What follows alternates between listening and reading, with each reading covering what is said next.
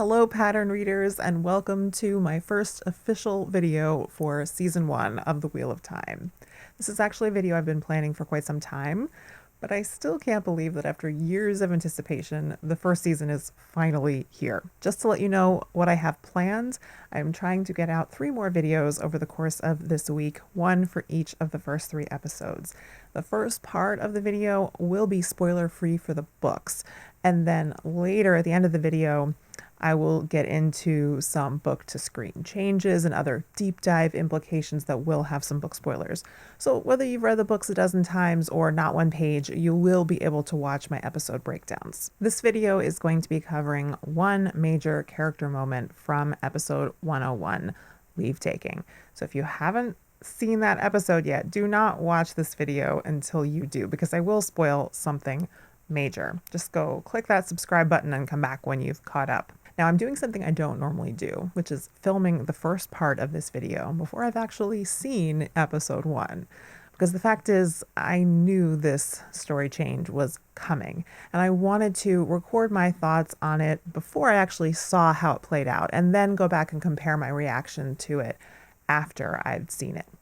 I'm also going to be talking about Perrin's arc in the books, so that will include some general book spoilers for later in the series, so last chance to bail before spoilers. I found out quite a while ago that rumors that had been floating around for even longer were actually true. Perrin, in the show, is married to a character named Laila, played by Helena Westerman. And in the first episode, during the Shadow Spawn attack, while Perrin is defending himself from Trollocs, he will accidentally kill Laila.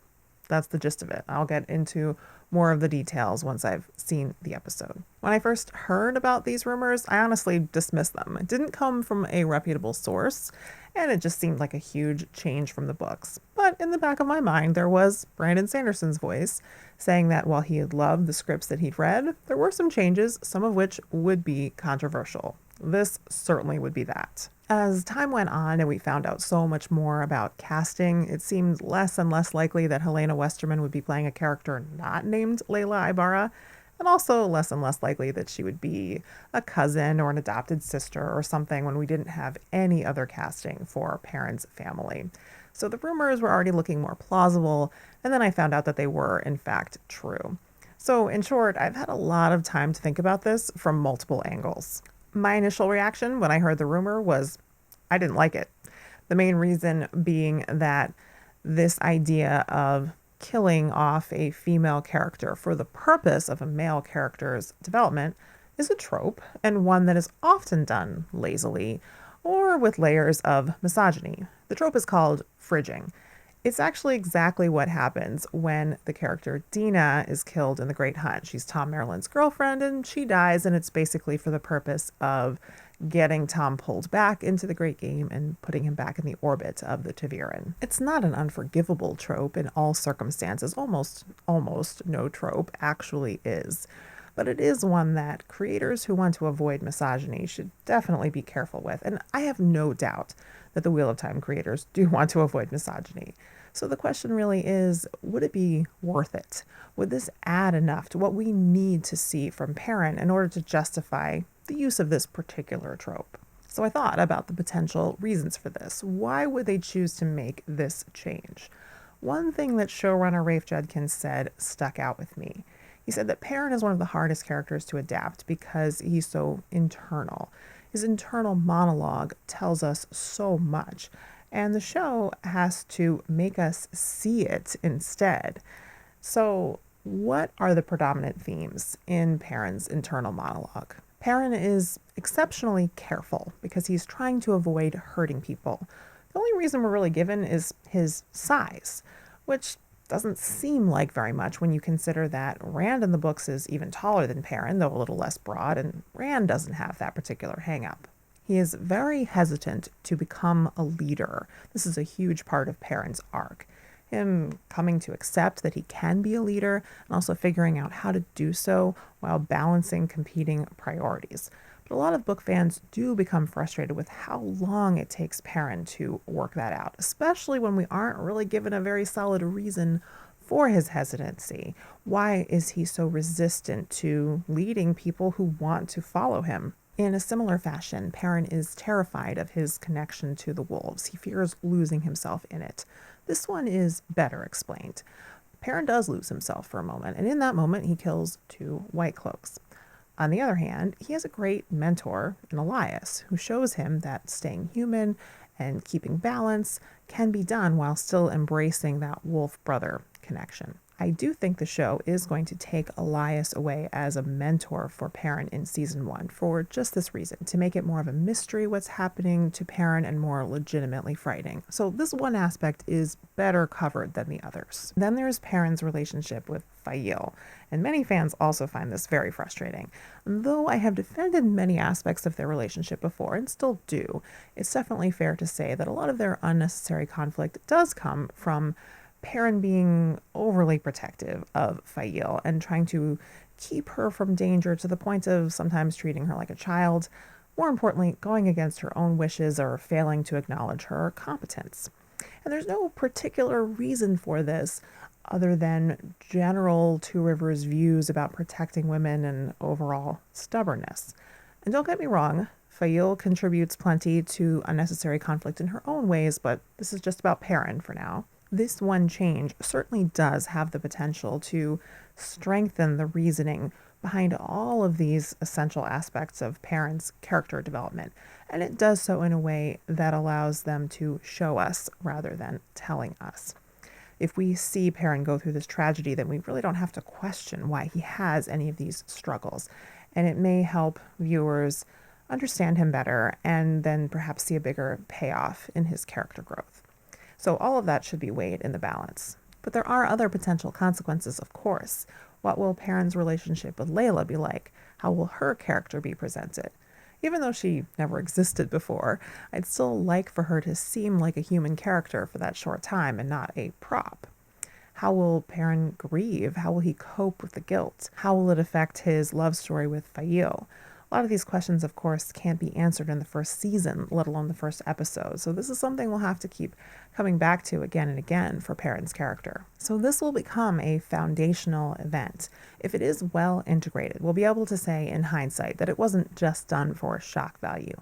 Ideally, this would become an entry point for understanding aspects of Perrin's character, which are there in the books, but hard to translate to screen and not always given the most foundation in the books. I'm not sure exactly what I want to see in these episodes to let me know whether this choice was done thoughtfully and respectfully, but I know I will be watching closely. I do want to see Laila as more than a cliche or a prop. I would like the scenes to show pathos rather than shock value, and I would like it to be part of how they show the overall toll on the Two Rivers, rather than having a single woman's death be the primary way that the loss of a community is portrayed. And in the coming episodes, I want it to help inform what we understand about Perrin in his quiet moments. If we're doing this to elucidate his character, then let's make sure that there is payoff for that. So I've now seen the first 3 episodes. It's like midnight my time as I'm filming this, and I have a ton of energy from watching the episodes, and I wanted to get this video out to you as quickly as possible. So I am going to try to focus my thoughts on Perrin and Laila. Before I do that, though, I just have to say it's a really good thing they didn't release 8 episodes at once, or I would just still be binging them, watching them all night through. I got to the end of the 3rd episode, and I'm just like, I want more. Crazy, right? But I am glad that I had decided to do this video first, where I give my immediate reaction to just one aspect of it, because I really need to watch them all again before I can really give coherent thoughts on all of it. There's so much there. And so this allows me to just kind of narrow in on one thing.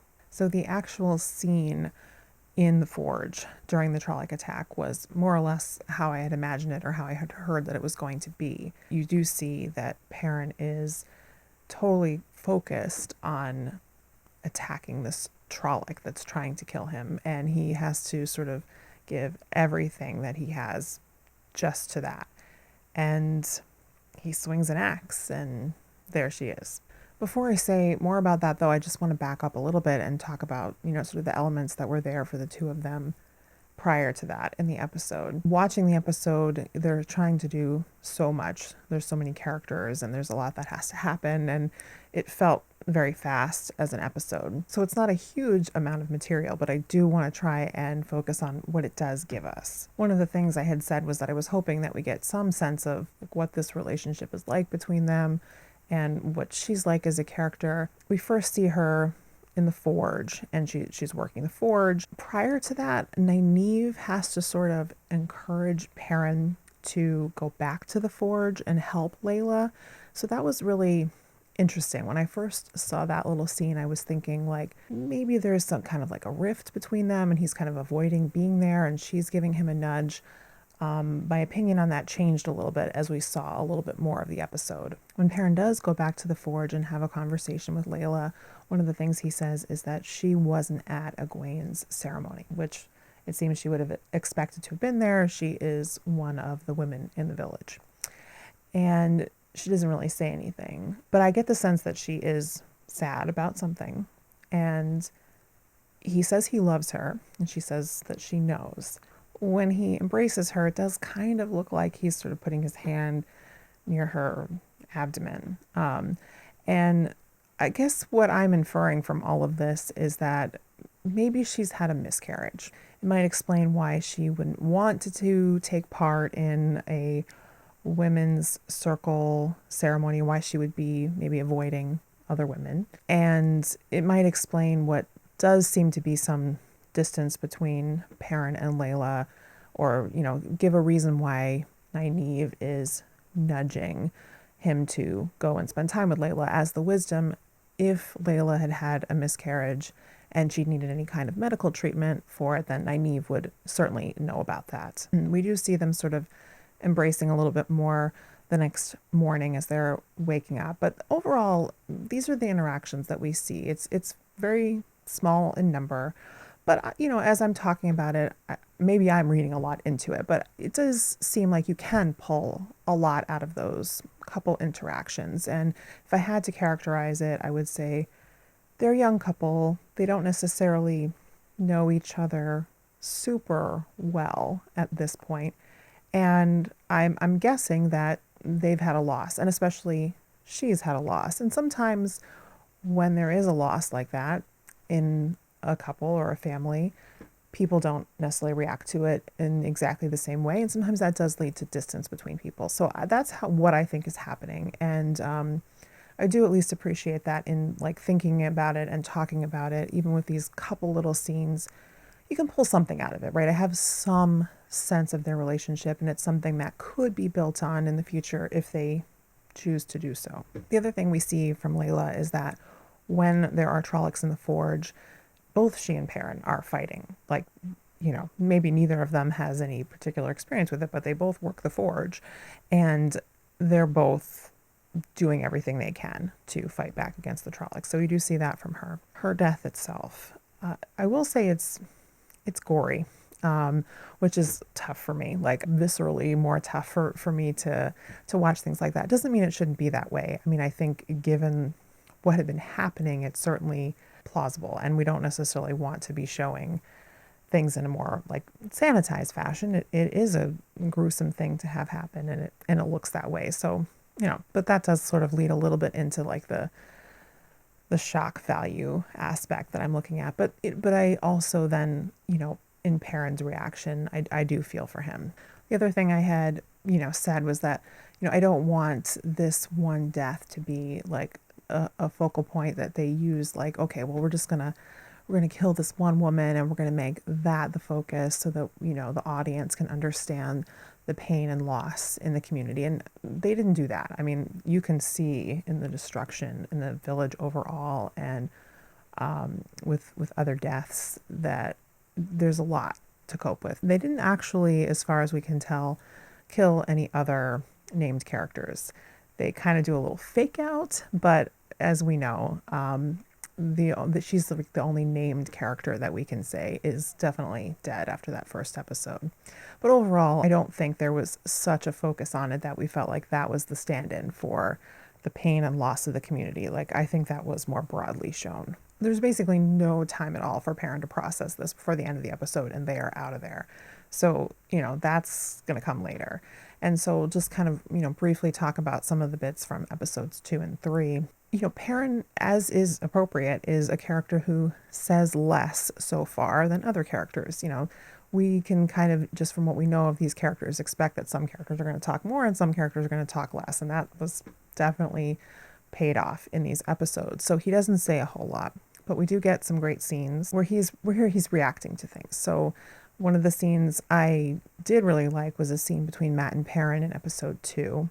And again, Matt's doing the talking and Perrin is reacting. And I think we certainly understand a lot of what he's thinking in that scene. And in a similar way, there's a scene between Perrin and Egwene in episode 3. Kind of the same thing. She's talking and he's mostly reacting, but we can understand it. So it will be interesting to see how much this carries on going forward. I expect this to be at least a major thing for Perrin in this season. And at some point, perhaps to hear him talk about it more.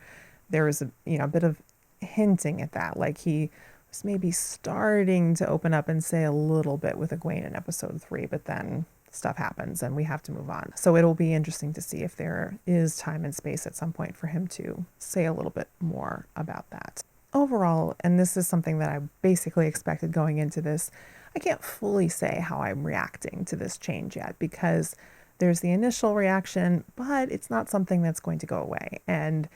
Or at least it shouldn't. They put it in there and it shouldn't just go away. So it's going to be something that I continue to react to over time and see how things feel. Now, do I feel like entirely comfortable with it? No, but I'm also not sure that I really should with something like this. Is the way the scene played out, did it make sense? Did it kind of fit in with other things that we know? Yeah, I think it does.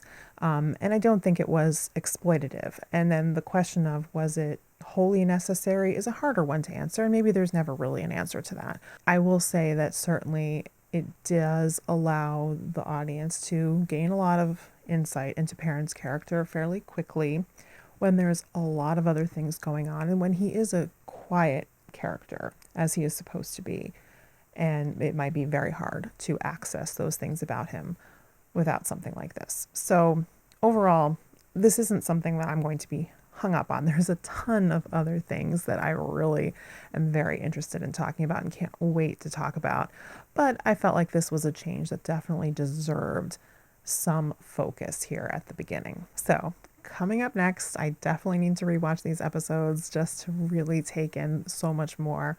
And I'm actually really interested to watch it with headphones on because I kind of have to watch quietly while my kids are sleeping. And I just really want to hear that soundtrack better. So that's something I'm really looking forward to. And my plan is for each video that I do coming up, I'll try to do a video focus on each episode, at least this week. And initially, it's going to be my breakdown of the episode. I can't think of it as a review. I'm so invested in this show that it's really, a review is definitely not the right word, but a breakdown of the episode, what is happening and my reactions to it as I go through. And that first part, I will keep book spoilers out of.